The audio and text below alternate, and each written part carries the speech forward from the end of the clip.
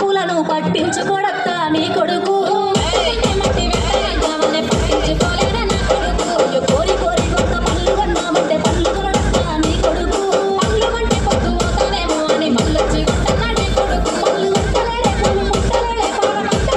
పిల్లెత్తడే అంత దేకు దేకు అన్న గుండన్న నన్ను సేకడే మత్తా నీ కొడుకు కోడలాని చూపు సాలు సాలాయనే అందుకే దేకల నా కొడుకు